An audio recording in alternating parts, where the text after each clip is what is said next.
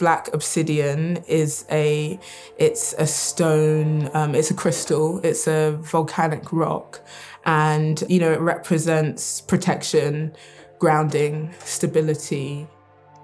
Black Obsidian Sound System was started in 2018 as part of Evan Ifakoya's show called Ritual Without Belief, which was here at Gasworks. I was contacted to be part of the build of the system, as I have some experience doing that, and got to know Evan through that.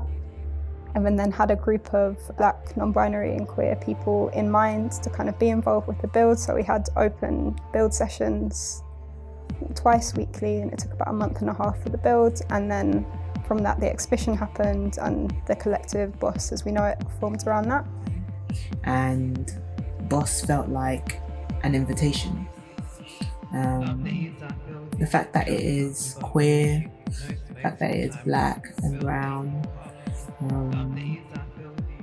it felt radical, it felt intentional, it felt like it was coming from a place of care. It's somewhere to be in your excitement about sound with other people who look like you. And I think we're just trying to make ourselves more present so that people know that this space is here for them if they want to come into it. Evan's idea for the purpose of B.O.S. was it to be something that was more integrated into the community. We want to, as B.O.S., really solidify our constitution and working practices.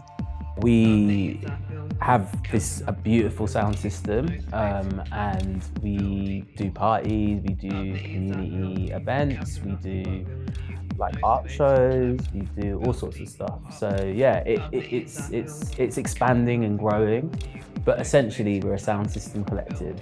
People in the collective kind of range from artists, sound technicians, DJs, barbers, activists, people who work in radio or interested in radio. It's quite a broad kind of group of people. As a collective, we don't speak as individuals for the collective. We try and make sure that we're serving our communities. We try and do that by making sure that we have a community hire rate for like local groups, for like activist groups, or that's on a sliding scale, and then we charge more to institutions that goes back into the pot. Yeah, the show that we are presenting at the Herbert is very much, I guess, a continuation and a making visible of the ways in which we're already working. So for the Turner Prize exhibition, we are exhibiting a kind of reimagining and continuation of some of the show from Liverpool, which was video work that was kind of within a sort of sound landscape with lots of layered kind of conversations and audio tracks. An intention we have is to be as non-hierarchical as possible. So the question of power is more not so much about who has it, but how do we share it amongst ourselves?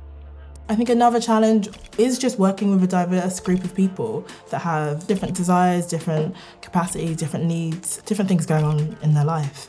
So trying to have the time and the space to actually converse and make decisions together, and for everyone to be heard is quite challenging.